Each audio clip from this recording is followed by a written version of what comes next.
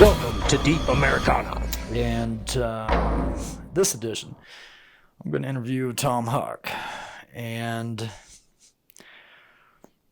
he is a world-renowned printmaker and a pioneer of how to make money with art, in my view.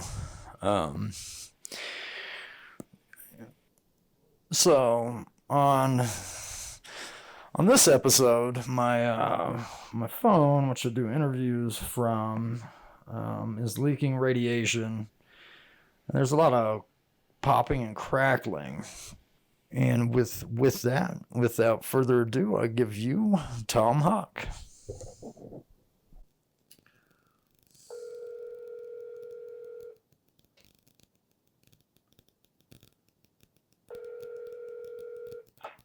Hello? How's it going? Hey, how you doing? Pretty good, pretty good. Is this Tom? Yeah, it's me. Okay, cool. This is Ray. Yeah, man. Yeah, actually, I hung out with you for a little bit, like in the early '08, I believe. But yeah, I was going to interview you about your art and things of that nature. What's going on? Cool. Are you going to record this? Yeah, I am. Good. And then we'll edit it. It's not live, so Okay, cool. it'll go out. Yeah, I just actually interviewed Vermin Supreme, which was pretty interesting, pretty amazing. Yeah. Good stuff, man. So Yeah. okay, so and it just kind of like a conversation, really. So let's see here. You go right ahead and you shoot. Okay, man. Right on. So, how much inspiration are you deriving from today? What's going on? Well, the problem is, man, it's hard to keep up. Yeah. You know, most of the time when you're inspired by contemporary events, there's some time to sort of dwell on things and let things ruminate. It is every fucking day with this. And I've been doing some work about it lately. Right. But one of them, I did some stuff like I did the 19, which was a COVID-inspired print, and I did that, and I just recently did something for a Halloween issue of a magazine and a cover for it, and that, so one was commissioned and the other was of my own doing. The thing is, in my work, the patheticness of our society has always been the subject matter for 25 years. Right.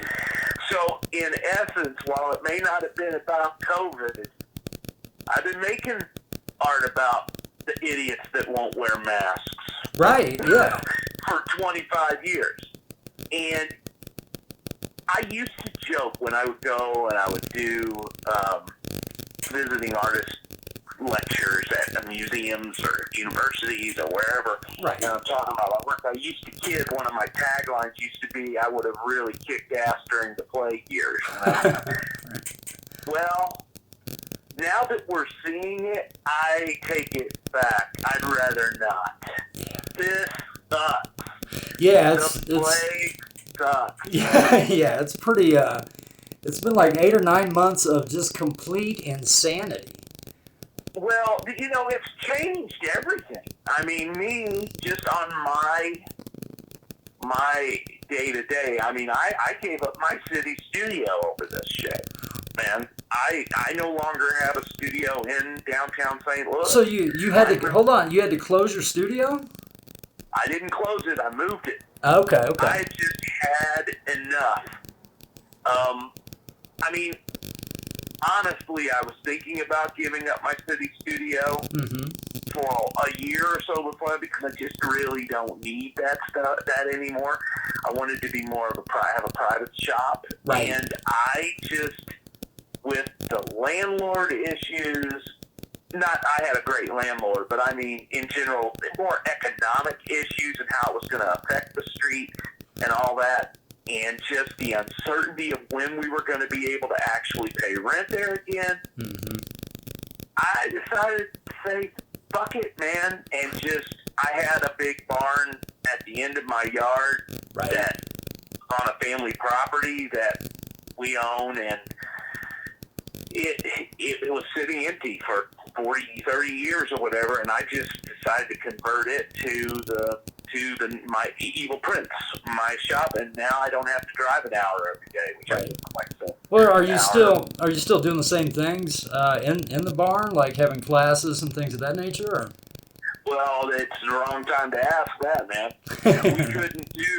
We had to cancel boot camp because obviously there's no way to do it. You know, I had to cancel advanced woodcut boot camp.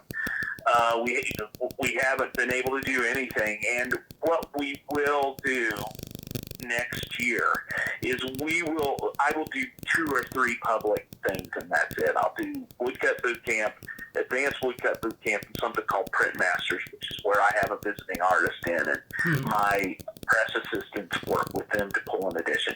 That's the only public stuff that I'm going to do. Any teaching or anything like that I will do will be, outside of that, will be visiting artist things that I usually do when I travel to a school or whatever.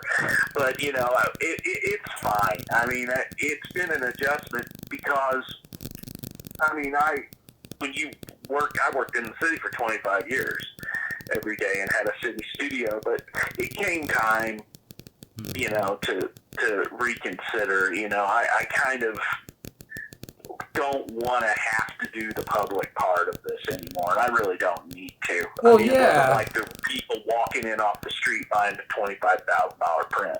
Right. Yeah, I imagine that doesn't happen often. Everything was always done by appointment anyway. Right. Well, you know, it was nice. I remember visiting your studio in St. Louis, and it was amazing, you know. But I can understand not wanting. Especially in today's day and age, not wanting to have, you know, random people come in there because you don't want to die or kill someone else, you know. Completely. Well, the other thing too is, man, it got to be a bit of a distraction.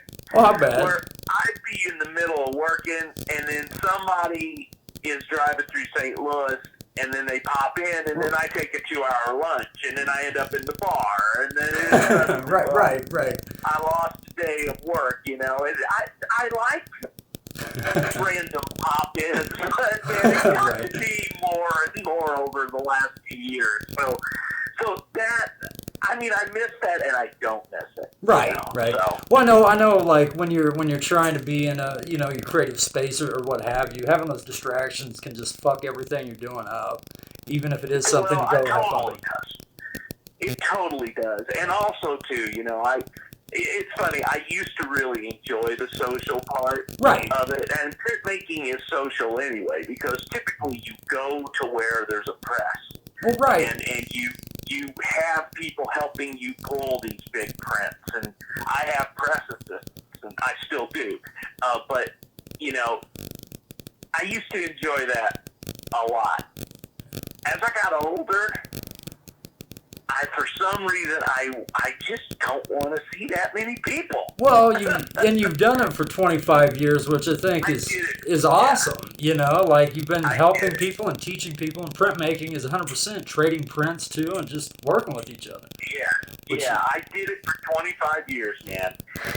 And I put my time in, and I taught. I taught at a university level for 15 years of those 25. So that put my time in. I mean, I don't teach anymore. I left teaching over 10 years ago, which that's been fantastic. I bet. But you know, it's not an easy life doing this. I mean, Evil Prince, my shop, always existed independently of the school. You know, I always had it, so it had to survive out of money that it generated. It's not like I used my teaching, what little salary I made, to keep Evil Prince open. No, because, you know, I do big print. It's very complicated, but it is very difficult making a living as a professional printmaker. I mean, I've been doing that for 25 years, and it is not an easy life. It's a very wonderful, rewarding at times, but very little reward most of the time. Well, didn't you got out of your master's program and you went you made prints in your parents' basement with a rolling pin and then went to a gallery? That's exactly what I did. Not the rolling pin. That's a new one. Okay. I was in my parents' basement. I didn't have a press, and I spent 3 years doing one body of work, and before I showed it to anybody. And then once I finished the body of work, I drove them straight to museums and made appointments, or most of the time didn't make appointments, cold call print curators. And I sold directly to museums when I was like 26 years old, 26 years old. That's phenomenal, man. Do you ever think, I didn't have a choice. Right, well, do you ever think, what if that didn't work out? What was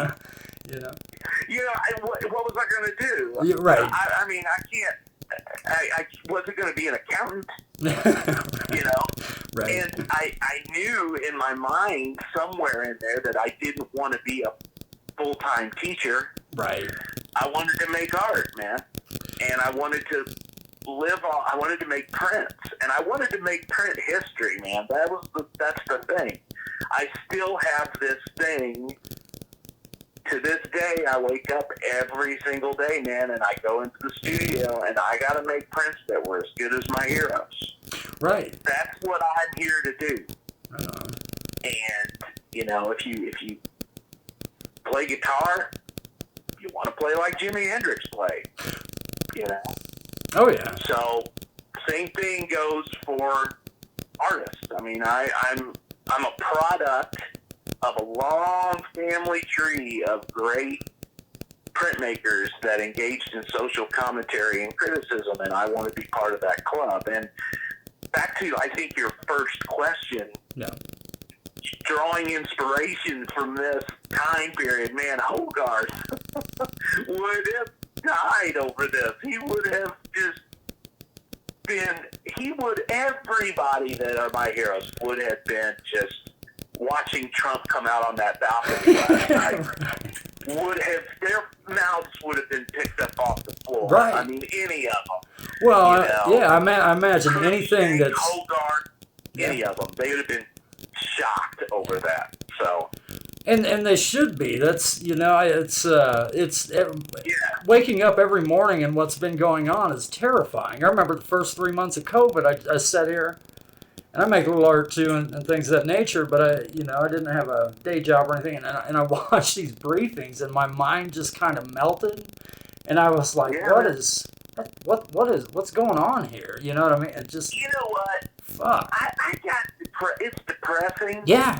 It really is, and most people that know me would argue with what I was about to say, but I'm a pretty upbeat person, I think, and this really, I find it hard to fathom that people that voted or didn't, because I don't believe he won to begin with. But no, he didn't. Electoral votes. It's hard to imagine that people did not see some sort of disaster coming with this fucking guy. Well, do you think it's that he paid these people off so that they didn't say anything? Like, if you remember at the beginning of COVID, you had like senators trading stock. I tell you what, or dropping all their shit, right? I think it's become a cult. It's a cult. It's a real, and these. It seems like it with the QAnon shit. The QAnon stuff. All of it, man. QAnon, Proud Boys, all the shit. Boys, yeah. All of this stuff, man. First of all, you know what? What helped me to sort of deal with it a little bit. I'm a pretty political person. Okay. I followed politics since I was 12, 13 years old. I mean, if I didn't do art, I probably would have been a political scientist. Okay?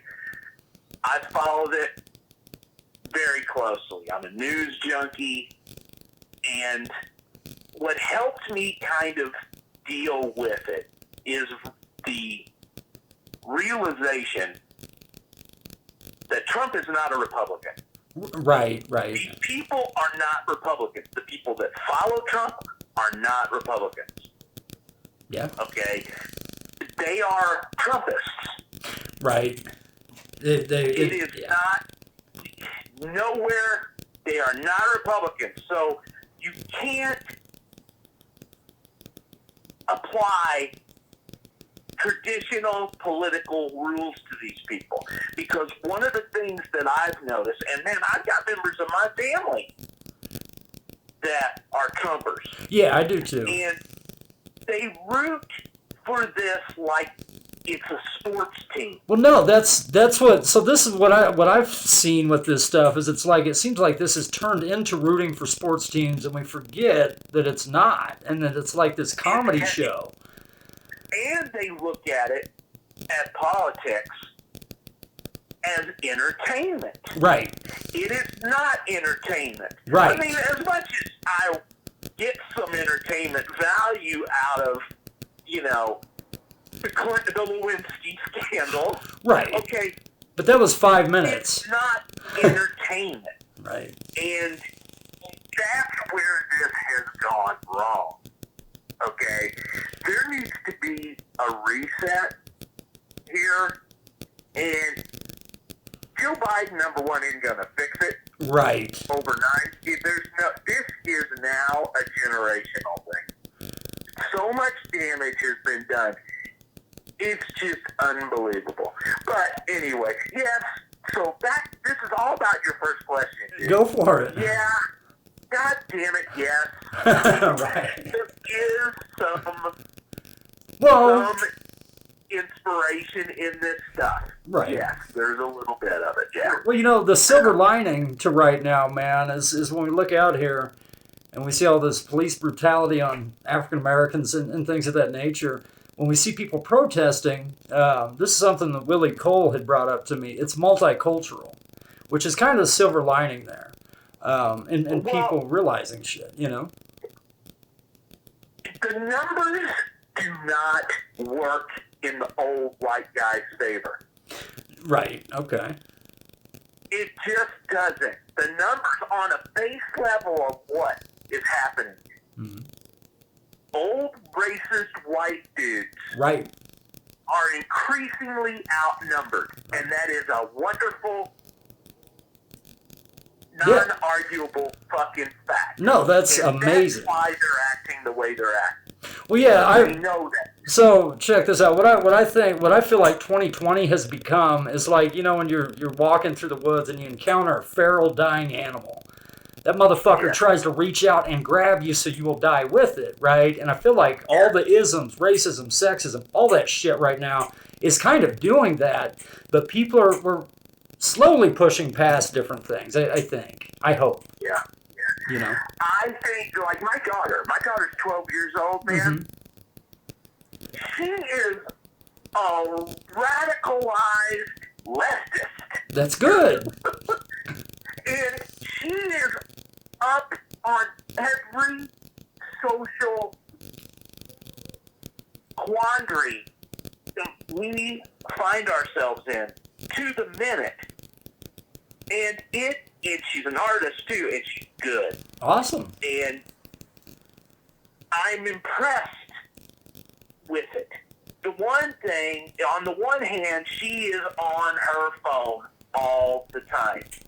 Right. I find that a bit scary, but also it can be a good thing how informed she is too, about everything. Well, I think it goes to talking about how the phone doesn't just have to be this time-consuming thing. You can use it as a tool and be informed, Yeah, it is a tool. I mean, I personally absolutely loathe social media. Right. I have to do it for my business. And I got out of posting about 2 years ago political stuff.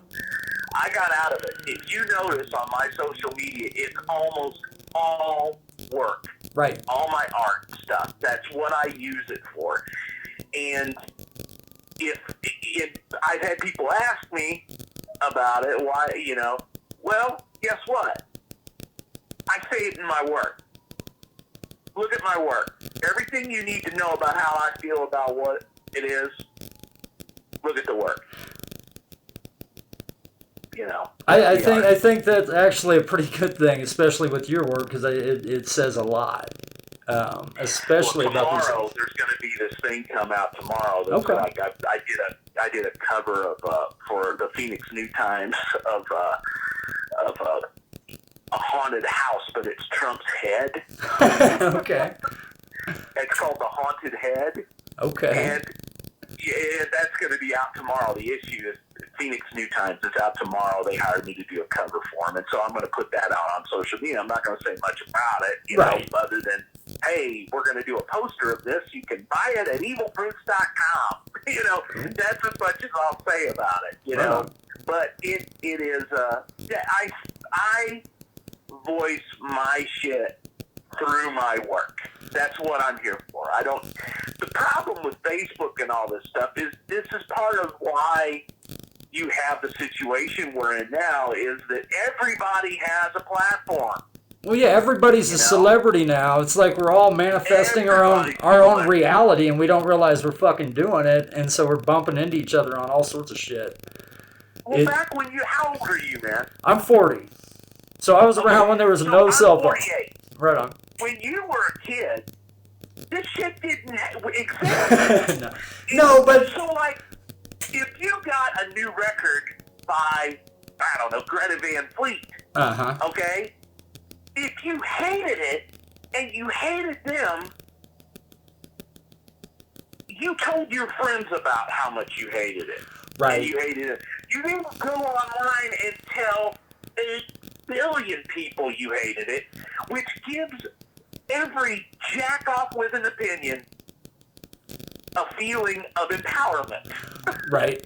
Well, I think people are caught up in the status, and I think it goes back to not enough people have got hit in the mouth for some of the shit they have said in a lot of ways, Right, and I think cancel culture is bullshit, too. It is. I think people are getting raked through the coals just because somebody said something with no proof, no court litigation. None of this. Hey, we live in America, man.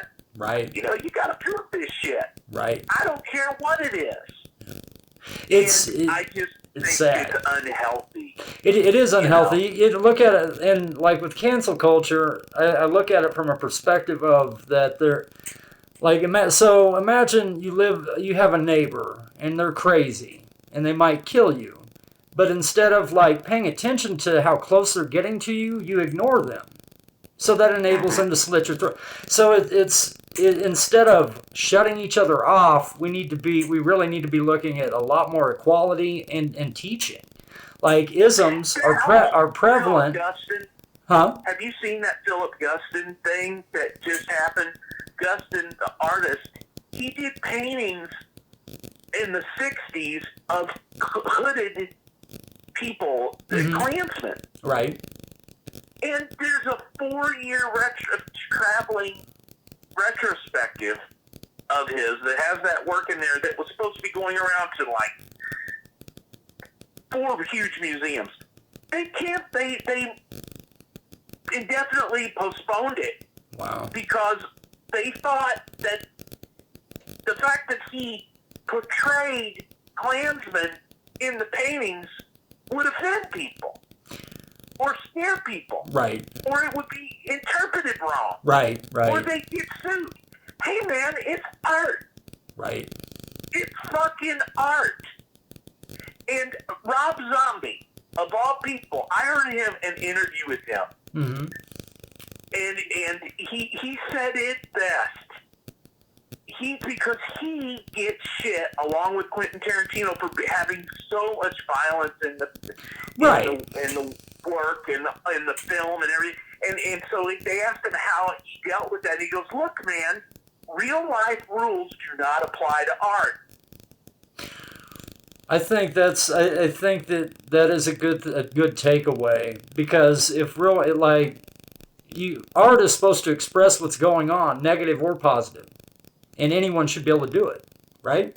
And if you're a museum, whatever happened about putting the work up on the wall and this little thing called a sign that you educate the viewer about what the fuck they're seeing? Right. How about that? Well, I think we could go further and maybe clear out, like, really start educating our whole culture, you know? Well, because that's part of the problem. In this country, the problems in this country, and I've said this before, will not begin to be solved until an arts and humanities curriculum is put into kindergarten and taught every year all the way up through high school senior year. That would be because good. You educate people in art and literature and whatever, the humanities in general, it makes people think about something a little bit beyond themselves. Well, right. It makes them It makes them think about community. I mean, how to do things with each other as well. I believe what you're saying there is super important. And I think, haven't we yanked art out of a lot of public schools? Well, they do that because people are thick-headed, and this culture is money-driven. Right. No, it's 100%. We an immediate reward. We are so in love with the idea of success, we'll cut the person trying to attain the same success for the same position, we'll cut their legs off to get it, and that's the wrong fucking idea. We need to be helping each other. If you can't see an immediate reward from something, in this country, it is frowned upon. Right. As if it's not worth doing. It's almost like that's engineered. A youth-driven youth culture. Right. We treat older people in this country like shit. Right. The thing is, every commercial you see on TV, a person over the age of 50 is the butt of a joke. Right. Yeah, there's no, like, the idea of taking care of your parents is a foreign one in this country. You know, and it's sad. You know, it's like there's this commercial I keep seeing over and over. I hear it on the radio. I see it on TV. It's like, well, I think it's a progressive insurance commercial. Like, we can't help you from turning into your parent. Right. You know, it's like, that is fucked up. Okay, there's some great things about my parents, man. Right. Well, we don't. Old people are the butt of jokes. Well, if you notice now, like, if you talk to a young person, I'm 40, so I'm not as old as you, but if I talk to someone that's 20, right, and I'm like, hey, you know, you give someone advice, I've noticed now people, like, look at you resentfully that are a lot younger in a lot of ways. And it's kind of like these narratives have been pushed to the point that we don't value. Things, though, too, is when you've got these old bastards that are in power, right, and California's on fucking fire, right. And they want to pretend like it's nothing. Yeah. It doesn't exist. Climate change. I get some of the resentment of the millennials. Yeah, I can see that too. Because they're looking at us like we're a bunch of fucking nuts. Well, I think we are ran by a bunch of fucking nuts, and there's. That's true. It's trickle down bad rep. Well, you got to think Trump is like the epitome of what's wrong with our culture right now. What I don't get is there's motherfuckers that have no money that are so into Trump, and it's like, dude, he's giving the rich a tax break. Yeah, not you. A perfect shitstorm. Yeah. Okay, so check this out. Did you realize that that Trump is in the WWE fucking Hall of Fame, right? So I often wonder if Vince McMahon is not writing his shit. Like, that debate looked like a promo from a pro wrestling thing, right? It did. And I'm not glorifying it at all. This goes back to what we were just talking about. This isn't a fucking TV show. This is going to affect your everyday life for at least 4 years, you know. Entertainment. Right. And if you look at Russia and, like, Putin, how he deals with his media is not a whole lot different than what we've been doing. You know, there's not a straight answer, if that makes sense. Right. So it's insane. So I gotta tell you, if you choose to make a life of making art. A situation like this, culturally, the odds are already stacked against you if you choose to have a life in art. Mm-hmm. Okay, in the arts. When you come up to face with a situation like what we're facing, and you politically, and you throw a global pandemic in on top of it, it's so defeating sometimes to look at, because it's hard enough as it is when things are okay, right, to be in the arts. So this has been a rough road, man, the last year. And it scares me.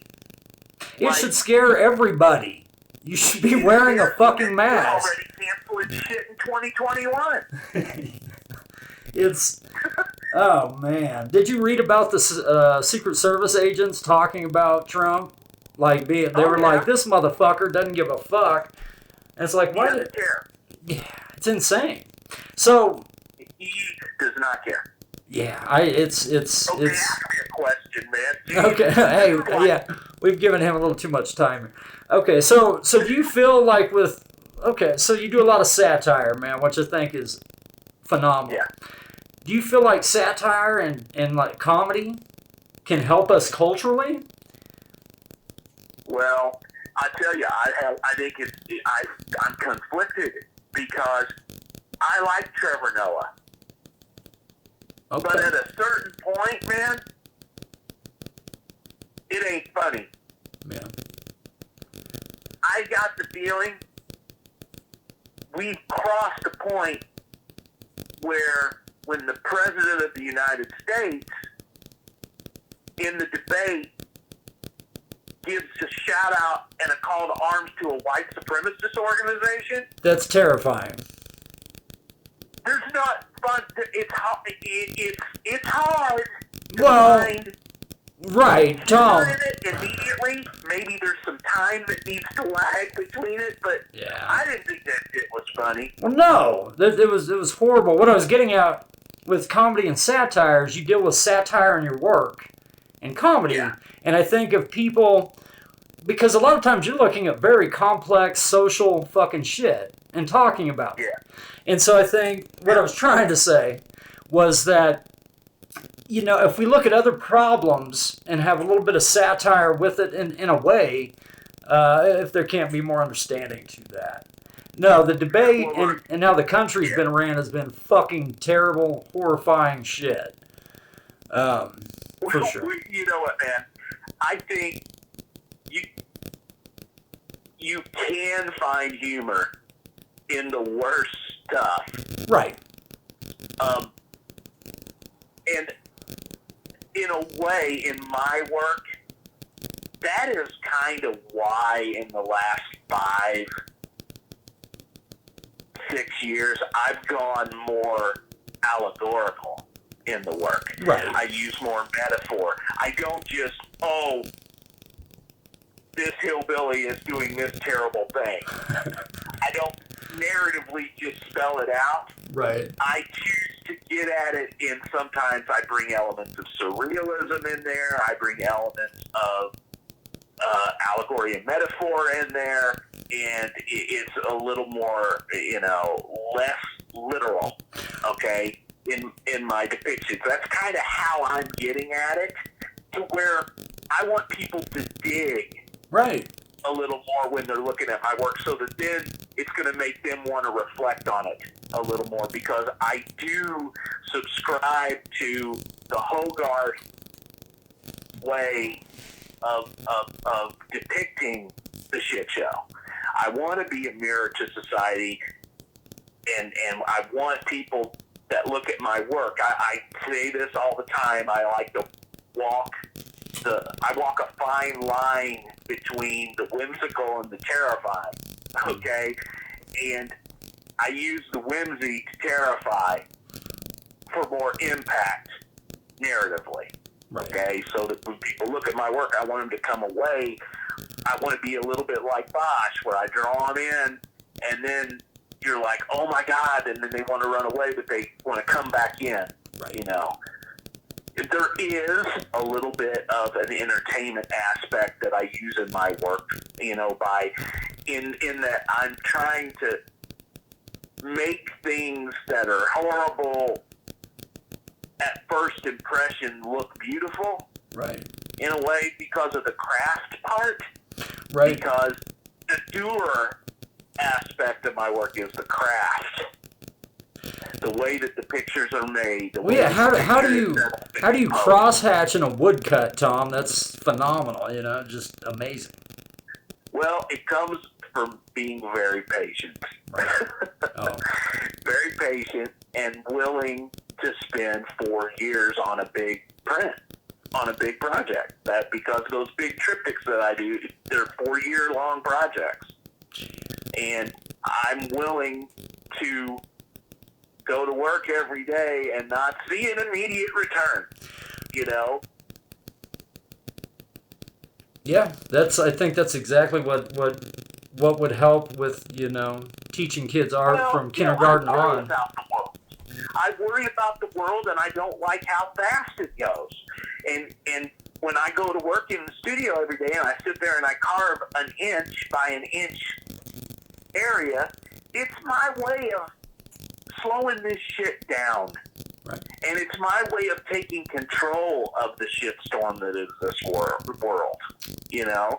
It's my way of processing it and thinking about it and dwelling on it and meditating in a way. I mean, going in and working every day, inch by inch by inch by inch, you know, is my way of slowing the world down. It's the only place, I've said this many times, when I'm in front of one of my blocks and I'm drawing or I'm carving, it's the only part of my life that I have complete control over. Right, it's like creating your own reality. Yes. You know. Yeah. That's pretty awesome. So I noticed, like, sometimes you do logos, right? I've done a lot of stuff like the commercial. You could call it commercial stuff. Like, what is there a difference in your commercial work or how you approach commercial work as opposed to how you approach a large woodcut? Well, typically, like, okay, so when I get asked to do an illustration, like I just did, right, a cover illustration, the art director will call me and they'll say, we want something like this. Maybe a Halloween. What if, you know, they'll say, what about a Trump's head if it were a haunted house? And then I go to town on it. Right. Okay. Cool. But other times, so like with like Motorhead stuff. So I would get the road manager for the band would ask me, would you do a tour backdrop for the German leg of the tour? And we want Snaggletooth, the war pig, with a German and an American flag. Okay? So I go to town, or British and a German flag, and I was like, okay, I do it. And then I have that guideline that I fill in the blanks on visually. Okay? Very rarely do commercial gigs not have some art direction involved in it. I don't think I've ever had an art director come to me and say, do whatever the fuck you want. Here's the deadline. Right. It doesn't work like that, okay? Right. So, yeah, that's the way that those things work. But now, like with a commission for a woodcut or something like that, do you ever have people come to you and say, do whatever you want? I don't ever do really commissions. I don't do that. So my whole thing is making the work and then convincing people to buy this crazy shit. Man. That's what I do. Okay. And I have collectors. I have a certain amount of collectors that buy one of everything I do. And, you know, I have museums that buy my work. You know, so it's different museums all the time, and so it's collectors museums, and I do affordables so that people that don't have a lot of money can get my stuff and have originals, and I do expensive stuff. Right. You know, I do it all. I have the full price range. Which I have is $10 prints, and I have $20,000. Right, which I was going to say is between. like the full way to have notoriety, you know, because you're making that accessible to everyone, not just people that are big collectors, which is really nice. And, you know, that small stuff funds the day-to-day, man. Right. Because if I'm spending on 4 years working on a $25,000 print, you know, where's the money going to come from during that time? I mean, yeah, well, you may sell 2 or 3 for $20,000, but by the time you sell those, you're already behind $80,000. So Right. You gotta have like, you know, different affordable things coming out. So I'm going to have this. I'm going to do a Halloween 2020 commemorative poster that I'm going to sell for $19. Awesome. You know, so. That I'm always trying to come up with that kind of art too, that's affordable to everybody, and that we can print for not a lot of money and things like that. You know, so it's an attitude, and it's kind of a business strategy. Well, do you ever find like I don't know. Yeah, when I went to school, there was for oil painting, they talked a lot about high and low art. And I remember bringing comic books into the class, right, as my favorite artist, and that was highly fucking looked down on. And so it's like you're bridging these areas, which I think is inspiring and amazing. Well, look, that attitude is a quaint, dated attitude. Yeah. Art school does its best to drive that stuff out of people a lot of times. And, you know, what they don't realize is, they're training people mostly to be teachers. Right. Okay? Right. And, you know, that's really what they're doing. Or, see, we're not going to get into this now because you will have me on the phone here until 5 o'clock in the morning. Okay? Right on. But I have a chip on my shoulder about art schools and academia. I do. I've had a terrible experience teaching. I was treated like shit the entire time. The more attention I got for my work, the worse I was treated. And that's just the way it is. It was a lot of jealousy, but when I was a student, they did their damnedest to tell me in many, many ways that it wasn't okay to want to draw representationally. It wasn't okay to like Thomas Hart Benton necessarily, or Marvel comic books, right. or, you know, Boris Vallejo and heavy metal album covers. Right. You know what? All that stuff influenced me. Yeah, that's some of the most amazing shit. Well, there's a second level. Most of the shit that I've got about, you know, people think I'm a businessman too. That's the funny thing. People think that because whenever I go and I do visiting artist gigs at universities, they always have me talk to their professional practices seminar Right. seniors. Okay? Because people think I've got this shit figured out, the business end of this. But at the same time, I have gotten more shit, mostly from academic types, about how I promote my work. Like, people think it cheapens it to advertise.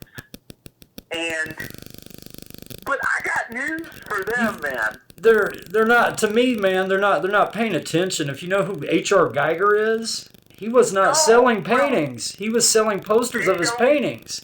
And then fucking Ridley Scott and them saw his shit. Yeah. A lot of art school professorial types still, to this day, look down on self-promoting your own art. That's nuts. I gotta tell you, the Whitney Museum of American Art is not going to just come knocking at your basement door. Right. Okay? Oh my God, you're a genius. And give you a retrospective. That's not the fucking way it works. Right. And the more shit I get about advertising and hyping my own work and getting it in people's faces in any way that I can, it shows a deep, deep lack of knowledge for the history of printmaking. Because, motherfucker, William Hogarth advertised his fucking prints in the newspaper when a new edition was going to be available. So they can suck my dick. I've got art historical precedent on my side. Right. Well, yeah, and it's like, for a university to say that to somebody is them completely being locked into their own shit and not understanding things evolve. It's insane. I remember saying, hey, look, the gallery is going to be the fucking internet. They're like, you'll never replace human fucking interact. I'm like, well, we sure in the fuck have today, haven't we? Just thinking that the gallery model is the only model is quaint. Right. It's a quaint idea that's very dated. The gallery is one bullet in a bullet belt of many bullets that you have. Right. And, I took, especially early on in Evil Prints, I took the model of Kiss and combined it with the model of Duer, who marketed his prints all over Europe. I took those two things and combined them, man. Okay. To be up to date, because I love Kiss. Cool. I got some of the look of the Evil Prince, has some of the look of Kiss's stuff. And, I thought also I got tons of shit for it, but I had strippers that posed with my prints. Oh, wow. And to advertise workshops. Right. I don't do that anymore. But you're talking about in 1998, pre-internet still. Right. How in the hell was I going to convince someone to come to St. Louis to take a print workshop? I'm a total unknown. Or also, I'm going to sell a bunch of $10 prints of bugs. How the hell are you going to convince people to do that? And also, too, see, there's the printmaking in general. We're our own worst enemy in a lot of cases because we already think we're the bane of the art world. The art world doesn't take us seriously. That's the whole deal. Well, I approached that on two different fronts of how to try and overcome some of that stuff. Number one, I do really big prints to compete with paintings, wall-wise, wall size-wise. The second thing is that I'm going to advertise it. Let's use sex to make the kids realize how cool printmaking was anyway. Right. Yeah. So I used strippers and Kiss as a model to sell my shit to the masses. Mm-hmm. So that's kind of how I went about it early on. Now I don't really need to have strippers selling, you know, woodcut.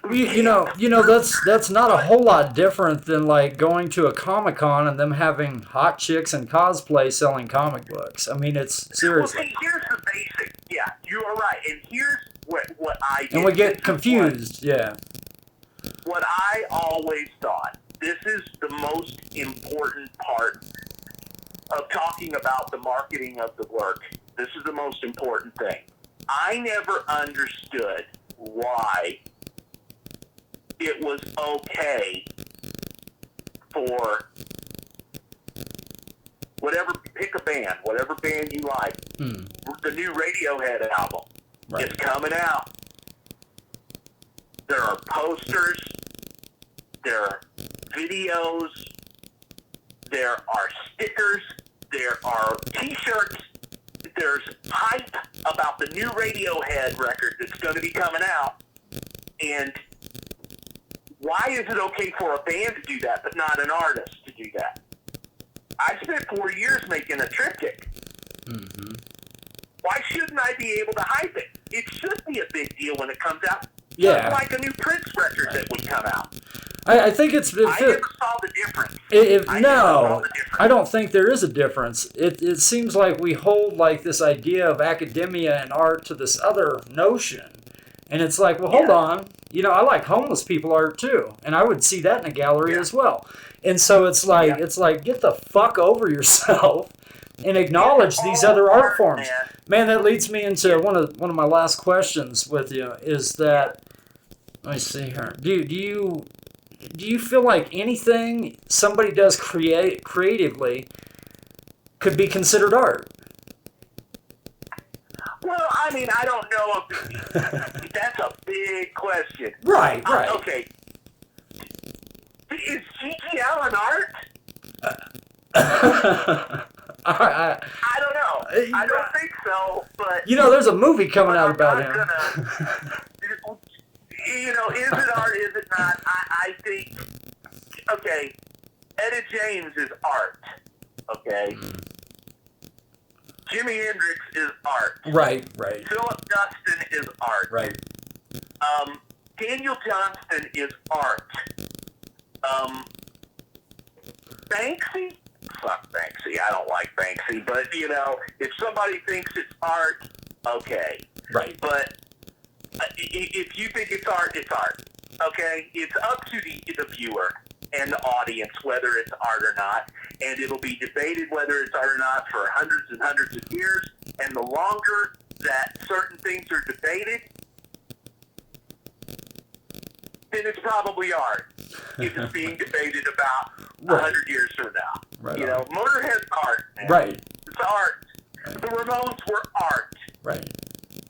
Well, dude, our Crumb is art. Our Crumb is art. Ralph Steadman. I mean, just a lot of the stuff that when they first were coming out, no one considered it high art. I think that's where the hope is for an artist that's creating different things, is God that... Damn it, Norman Rockwell's art, man. Right, yeah. It's good art. Norman Rockwell's art, dude. Mm-hmm. So, if you're arguing about it 50, 70, 100 years after it's made, it's probably art. Right on. So right on, man. I think that's about all I have for you, except for one last thing. I remember, and I have video of you from whenever I came and visited you at that studio. You had just finished that Pabst Blue Ribbon logo, I think, and they didn't pay you, so you had the Pabst Blue Ribbon logo. Oh, they paid me eventually. Well, I thought they just gave you beer because you were handing us cases of Pabst Blue Ribbon. But they paid me in another way. I was getting like 30 cases of beer a month. Yeah, I remember that. 2 fucking years. Right on. Hell yeah. So you said something to me that I thought was pretty cool, man, and I wondered where you got it. But you said "Peace, Love, and Guns N' Roses" to me, which I thought I use that quote to this day. I got that from my old college professor. Oh, man, that's awesome. He used to say that, and it was funny because you could pick anybody to fill in the Guns N' Roses part. Oh. What's of the day. So I think it was like when Peter said that to me, it was like 1993 or something. So it was Guns N' Roses-ish era, you know? Right on. I heard like one of my favorite things ever. It kind of reminds me of that. I saw a documentary about the Stooges, and they did a comeback tour, obviously, about now 10 years ago, I guess. And Iggy was given an interview, and the interviewer asked him, what's the thing about the Stooges now? And he's like, well, up is down, down is up, and the Pope's not a good guy. Right. Hell yeah. That's kind of what it is. Right on. If you ask me about my work, I'm going to take it from Iggy. Up is down, down is up, and the Pope's not a good guy. I think that's good advice. Yeah, that's right. what it's about, man. Hell yeah, man. You're Right on. coming up with the profound shit, you know. Right on, man. Well, thanks for doing the interview with me, Tom. Okay, cool, and I'll put it out there, man. Just Okay, I tell appreciate me where it. to go. And that is our interview with Tom Huck. I hope you enjoyed it, and the audio was not too much of a problem. But, you know, our emphasis on it being raw, so sometimes the message is far more important than the quality.